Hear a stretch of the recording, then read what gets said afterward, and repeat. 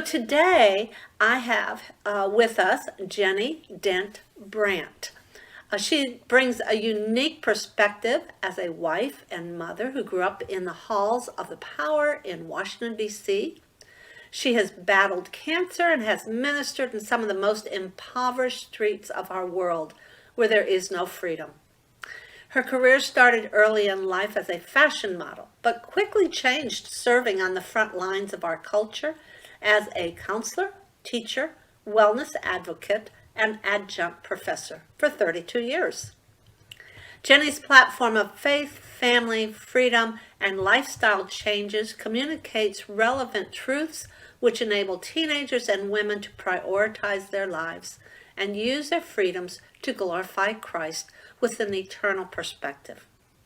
She's the author of Finding True Freedom, From the White House to the World. Endorsed by Chuck Colson and Mike Huckabee, it traces their father-daughter journey and her simple prayer that took them from their days in the White House and Watergate to the mission field of Romania. The wisdom Jenny has gained from her background and cancer will challenge and inform any audience. Her second book, which was written after her journey with an aggressive breast cancer, Unleash Your God-Given Healing, 8 Steps to Prevent and Survive Cancer, was published in May of 2020. This book outlines the 8 steps Jenny implemented to help her doctors beat her cancer and restore her body after cancer treatments. These same steps also prevent Alzheimer's disease, diabetes, heart disease, and any flu or virus, including COVID-19. It's written with a foreword and commentary by oncologist Dr. Robert Elliott. Jenny is vibrant and healthy today, as you will see. So, without any further ado, as they say in show business, here's Jenny Dent Brant. Well, welcome, Jenny. How are you today? I'm doing great all the way from South Carolina. It's going to be 80 degrees here today. Awesome. Awesome. A beautiful, beautiful place. Yes. And I see we color coded today. That was awesome. Thank you for, picking up on my email, that said, please wear blue. I really didn't, but, but anyway, we are color coded just for my audience today. So, and I do want to apologize. I have, a throat problem going on, so I am kind of chewing on a cough drop, so please excuse that to my audience and to Jenny. But we're here to talk about your wonderful books, plural. Tell me, when did you start writing and what encouraged you to write your first book? It was about 2008 when I went on a mission trip with my dad to Romania. And when I got back, the Baptist Press asked me if I would write a series on my trip with my dad to Romania. And then they asked me the next year if I would write one on my trip all through the Middle East with my husband with the International Mission Board of the Southern Baptist Convention. And then I went into China later on and they asked me to write a series about the underground church in China. So these were all 3 and 4 articles, together on one topic that I wrote. But everywhere I would go and I would speak about what happened in my family, which is now portrayed in the book, Finding True Freedom from the White House and the World, everyone would say, oh, you got to put that down in words. This is an unbelievable story. And so it was after my father died in 2007 that I began putting it down in words and trying to get it published. And again, it was a several-year process. So honestly, the first book was written totally out of gratitude for what God had done, because here was a family who my mother was diagnosed with severe depression when I was 16 years old. She was hospitalized. I was raising my younger brother, and here my father, who works for the President of the United States under Richard Nixon, was then being tried for Watergate. And so we had trials coming at every angle, and to see how God answered my prayers of salvation and purpose in the life of my mother and father, and for my mother to be healed of her depression, And he went so far beyond what I could have ever imagined when I was in Romania. And I never prayed for any of this world ministry stuff to happen in my dad's life. I just wanted to know he'd be in heaven with me one day. And I wanted to get through the Watergate trials. And here we are with all these underground church leaders and all these churches here he's planted. And it was a sense of gratitude, like, look what God did because of a 16-year-old girl's prayers. He went so far beyond anything I could have done or ever imagined. So that book was totally written out of gratitude for God and what he did for our family. We could have become a statistic. Instead, my parents went into full-time ministry and ministered to people all over the world, but especially in the country of Romania as they came to freedom after communism. Wow. And you told me this is especially important for someone to pick up now with the Ukrainian happenings. Tell us how that would work in with Ukraine. Well, the people in Romania, when my father first went over there after the communist walls fell, the people in Romania were hungry to have their religious freedom. And they had amassed this huge underground church. Something similar happened in the Ukraine. And so it was the people fighting for religious freedom that stood up in Romania and caused the communist walls to crumble. Literally, no one predicted it would happen. And when they tried to come to freedom after communism, it was still a struggle because they elected the former communist leaders. That's all they had ever known. And they didn't know how to come to freedom. So in the Ukraine right now, you have what you had in Romania, where Romanians have now tasted freedom. They knew it before, then they went through 40 years of communism, and now they've tasted freedom, and they don't want to go back. And the Ukrainians, since 1991, have tasted freedom, and they do not want to go back to being under Russia's influence. Even though Russia says they're no longer a communist government, there's a lot of communism involved. And so they don't want to be under Putin. They want to be their own country. They're willing to put their lives on the line. And that's exactly the way that the Romanians feel. The last time I was in Romania was in 2008. I spoke in all 50 of the churches that my father helped to plant over there. And the Romanian underground church pastors who are now planted on the surface were saying to me, why are you in America going towards what we came from in Romania? Because we do not want to go back. Joseph San was one of the endorsers of my book. He was the leader of the underground Romania church. And he said this quote, and it's very powerful. Communism looks good. Oh, the government's going to take care of me, right? But it tastes terrible. And so once you've tasted communism, you do not want to go back. And that's what's happening in the Ukraine. Wow. Very, very interesting. So what was the most difficult part of writing in your book? What was the most difficult part in writing that book? Well, in that particular book, there were a lot of footnotes related to history.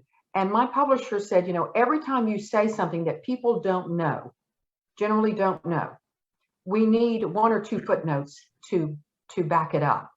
So this extensive footnoting when I said something was very difficult because finding those footnotes and those things, even though I knew it and I experienced it, I had to find something to back it up.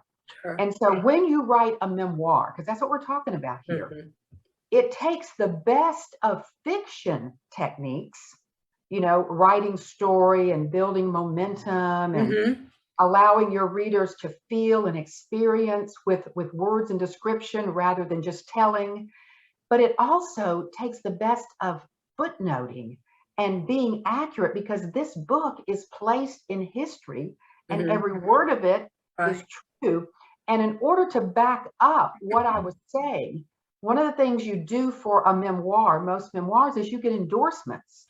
My endorsements were the people who could validate that this story is true. I had Chuck Colson as my cover endorser on this book. And of course, he knew the story was true and was involved in the story and Sure. quoted throughout the story.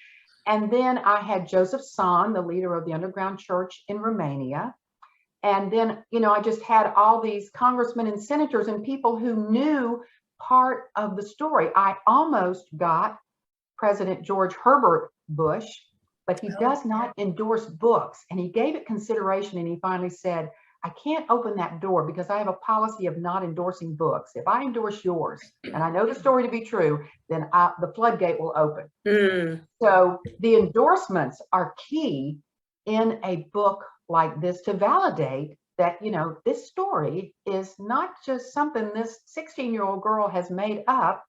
Every word of it is true. And I had someone from every part of the story to validate through the endorsement that, this is true. So how long did it take you to complete that book? That book was definitely 2 years of research and writing, another year to get it published. I did find a publisher. And then once you get it published, that's not all there is to it. Then there's the marketing of the book. I did interviews on that book. I did about 50 interviews on that book. And one of my interviews was, I did a lot of Atlanta TV stations and all the TV stations in South Carolina, but I did the Crystal Cathedral before it, was sold. They had the largest viewing audience of any TV program. And so I flew to Los Angeles with my husband to be interviewed on that program and flew right back to work the next morning, flew on the red eye special and went to my school to work, at 7 o'clock the next morning after missing the night's sleep. But, there was a lot of interviews nationwide on that book. So it's not just about writing and editing, although because it was my first book and I did not know what I was doing, it took a long time.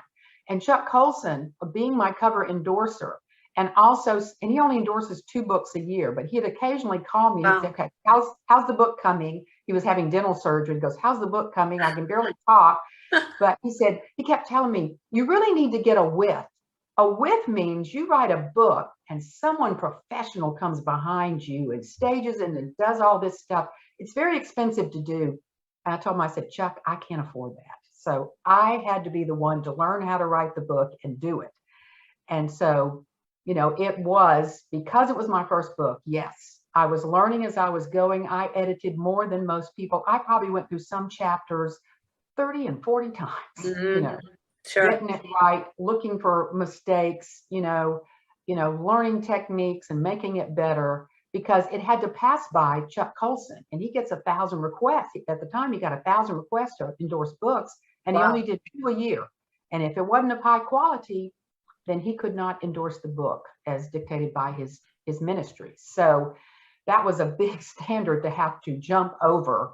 And finally, he called me up and he said, the book is of the quality I can endorse it, and I'm proud to endorse it. So awesome. That was a lot of pressure, though. I will tell you, that was a lot of pressure.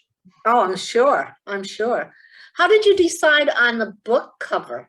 I see that's your dad's picture on there.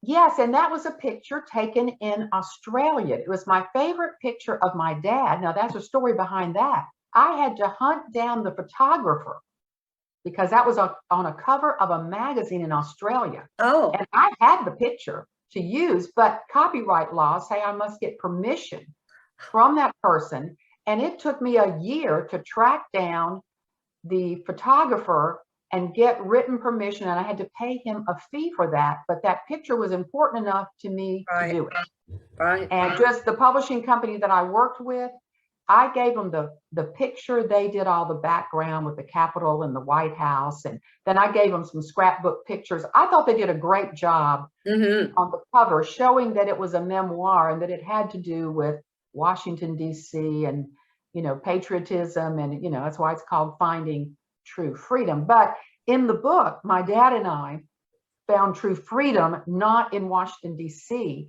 but in finding and following God's will for our lives. Okay. So the book starts out, as Chuck Colson told me to do, it starts out as a secular book. And then as you go on, you're going to live and feel and experience the change in this man's life as Watergate brings him to his knees and my mother to her knees through her depression. Mm-hmm. And God just totally revolutionizes their life, and you can see and feel and touch it.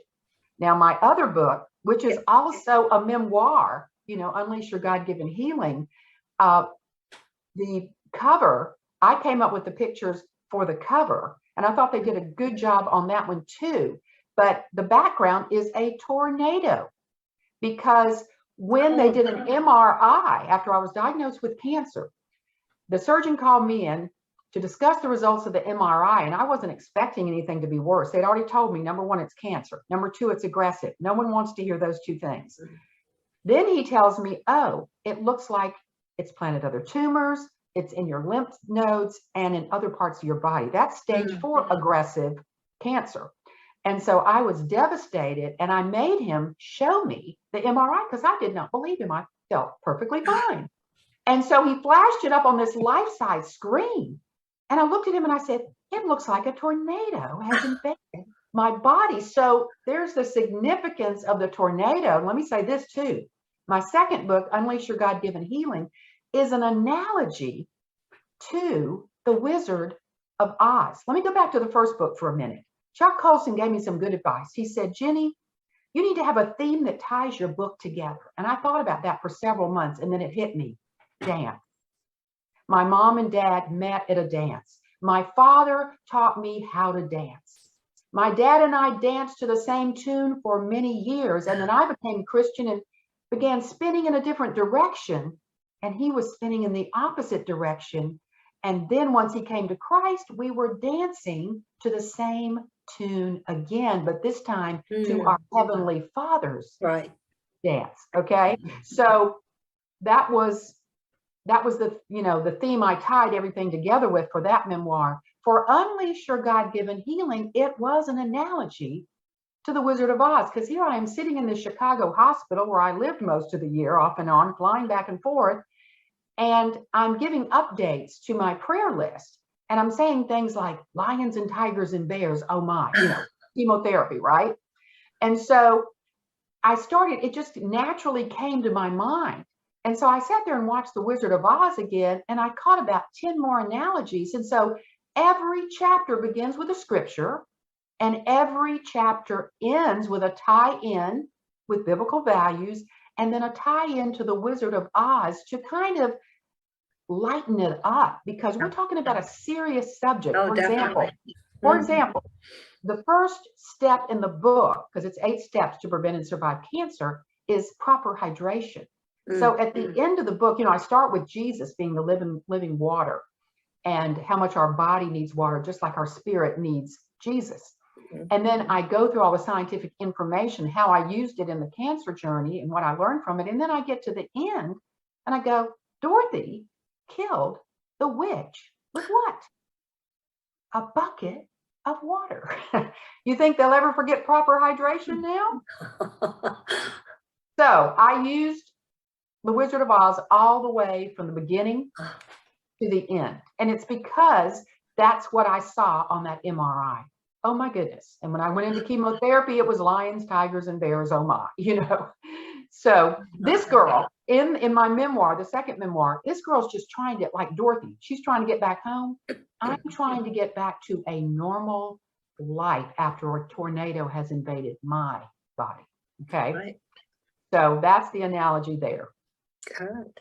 How did it feel to write out your whole cancer journey and then read it back to yourself? How did that feel?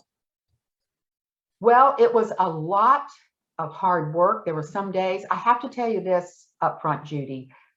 When I was at the cancer hospital, and I met with the chaplain, because I just didn't understand. I got a cancer I had no risk factors for, no genetics for. It made absolutely no sense until I took a deeper dive.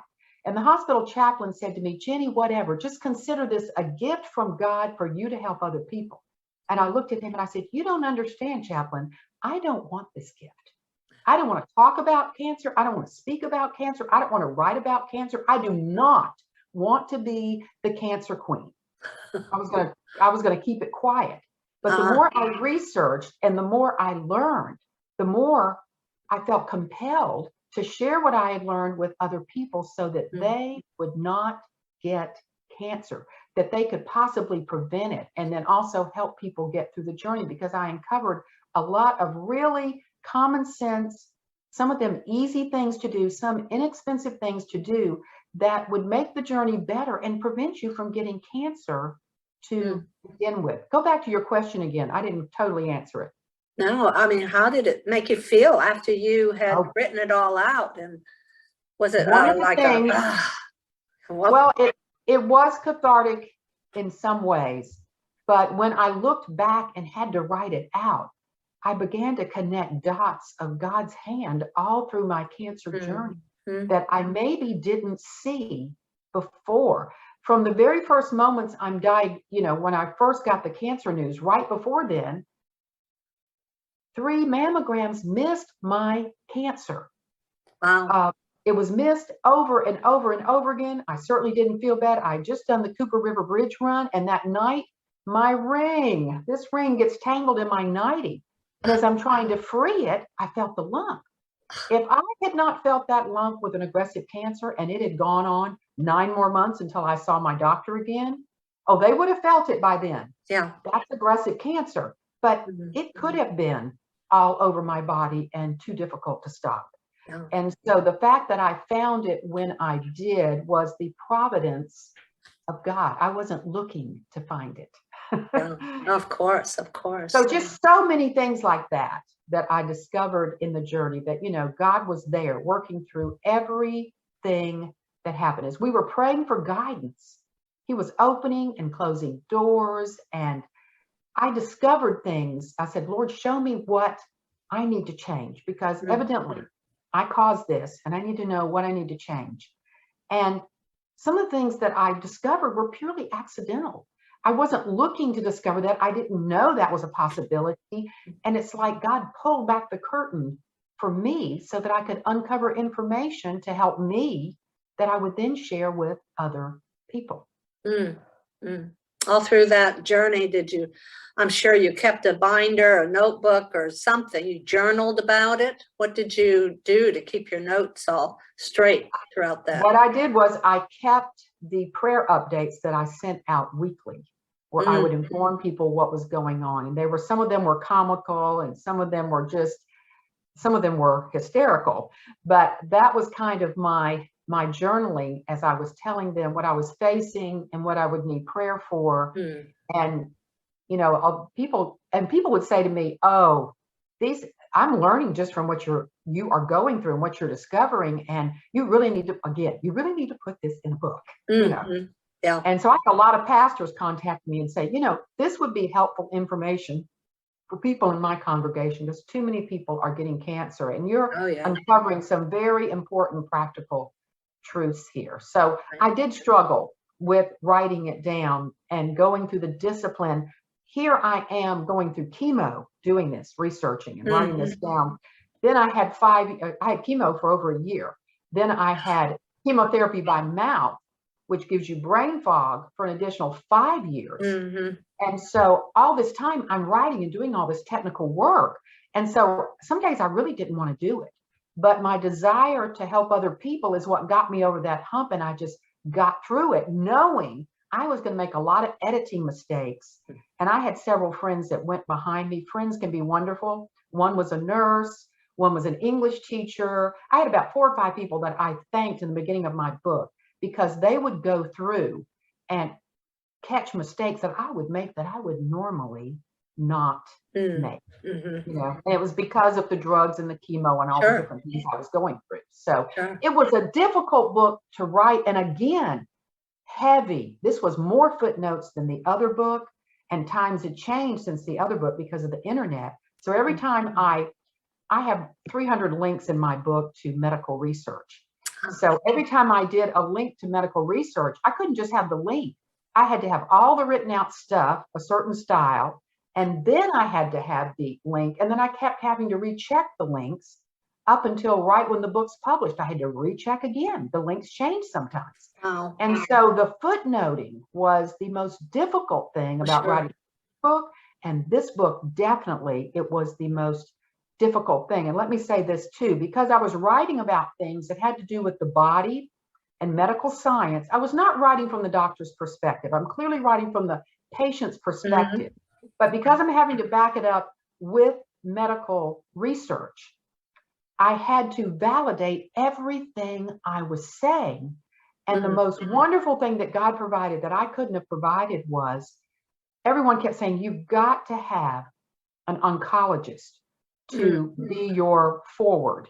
And then they said, you need more than that. You need an oncologist coming behind you to validate each one of these steps. Sure. And God provided that for me. A friend calls me up one day and says, I want to connect you with Dr. Robert Elliott, 55-year veteran oncologist and medical researcher. And I said, why do you want to connect us? He said, because you two are alike in the way you sound, in the way you think. He believes in lifestyle changes. He believes that cancer is more than chemo, surgery, radiation. It's your attitude. It's what you eat. It's all these things put together. So he connected us, and he became the man who wrote the foreword and wrote commentary throughout the book, validating what I was saying. And, again, God provided him. I could not have provided that, because I was the rock star cancer patient at Cancer Treatment Centers of America. And all my doctors would tell you that. But they were forbidden by a rule of the board that they cannot endorse any cancer patient's books. Oh, yeah. Anyway. Sure. And so that's why, God just miraculously provided this man for me, and we saw eye to eye, and I learned from him. And then I would uncover new research that I would share with him, and he would tell you he learned from the research I uncovered. Wow. So we became very good friends, and it was like a daughter-father relationship. So Sure.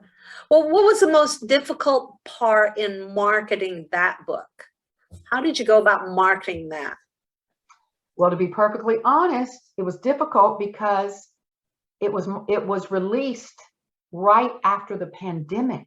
And Amazon was not shipping out books. So if your book wasn't already on Amazon, they couldn't store it. So people would order it, and it would say, wait several months. People were not buying this type of book during the pandemic. You would think they would be buying this type of book, because the 8 steps in my book would help you to lessen your symptoms of COVID if you got it, and even help you, prevent you from possibly getting COVID. Sure. If you did this in addition to social distancing and following the CDC guidelines.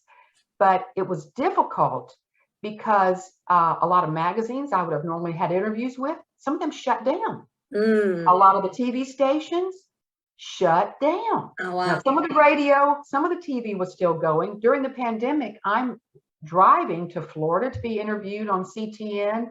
I did a CBN interview on this book, and that was out of my home by something like Zoom. And so, things started to change. But the type of books that were selling during the pandemic were, number one, children's books to try to keep the children entertained at home.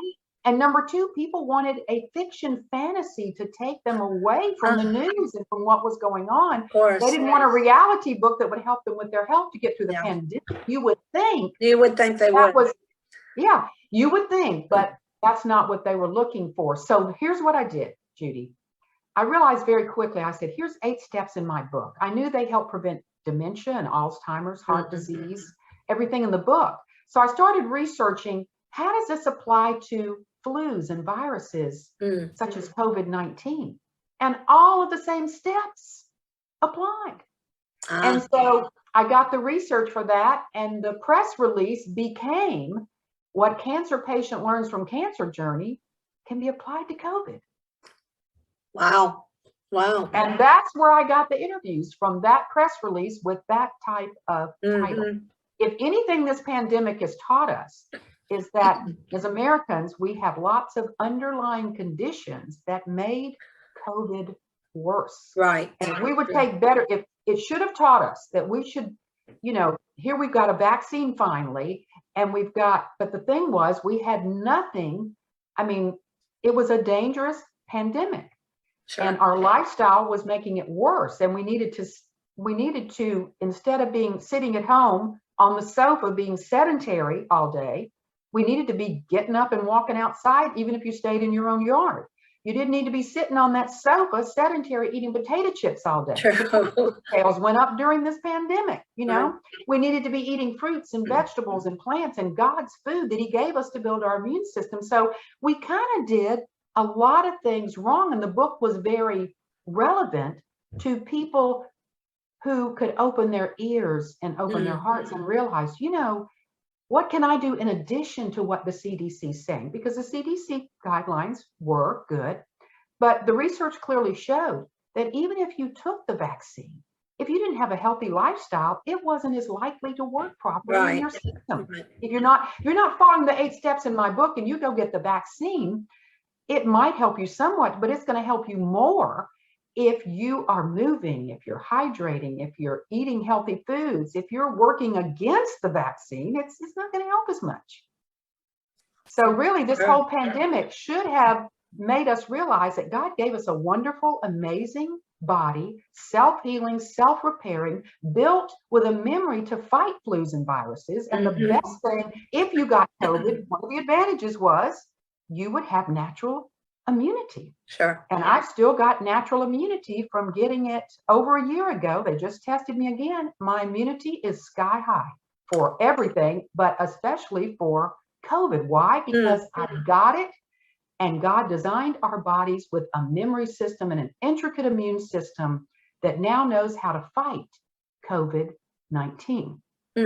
So, Awesome. you have to relate your book to what's going on in the world when the news changes overnight. And that's what got me a lot of interviews, was being able to do that, because it definitely could relate. Okay. Well, that's good advice for new authors, but is there any other advice you would give to a first-time author in writing their memoir? Well, I would definitely say be very cautious if your memoir or book requires footnoting. Keep the website, because now you're expected to do both.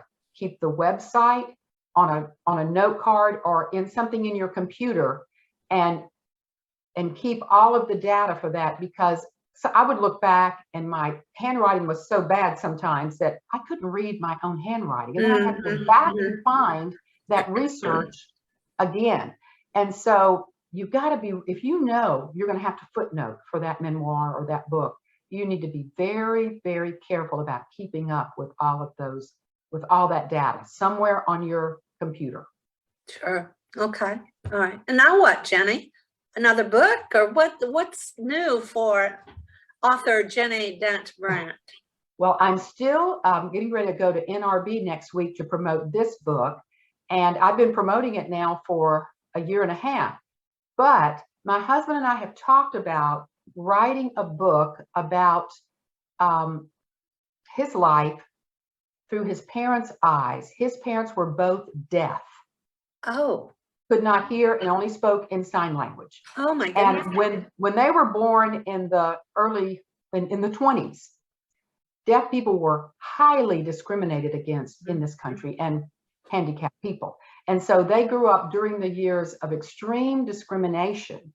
And through their eyes, how things changed, where today, if you look on TV, you'll see a deaf person in every other commercial, and all in these dramas on TV, and deaf people are respected, and they realize they can learn and they have value. So it would be through his life growing up as the son of deaf parents, and how he helped to open the doors to, squelch this discrimination everywhere it was. He was like the Martin Luther King of the deaf world, because he was born into the deaf world.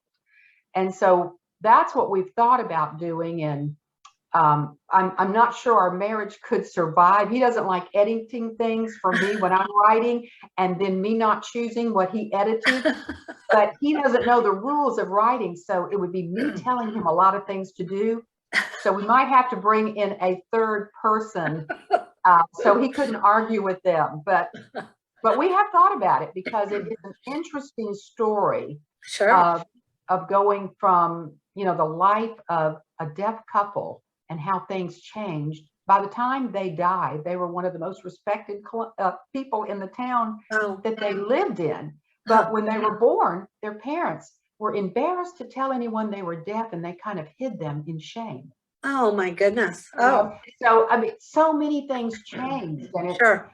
so yeah, we have thought about writing something like that. That will probably be the next thing. Okay. Well, good, good. Well, this has been really fun and exciting. I'm so glad we did this, and I'm going to get both of your books, the Unleash Your God-Given Healing for me and Finding True Freedom for my husband. Of course, I'll borrow his too, so anyway, they both look like great reads and a lot of great information to live by. So very good. So Ginny, I give out writing prompts on my YouTube channel to encourage others to get their creative juices going and write their own stories. Can you give my audience a writing prompt? Sure. When you're going through a trial in your life, first thing I would do is, even though everything around you looks negative, okay, I want you to start journaling and writing down all the good things that are happening in the midst of the trial.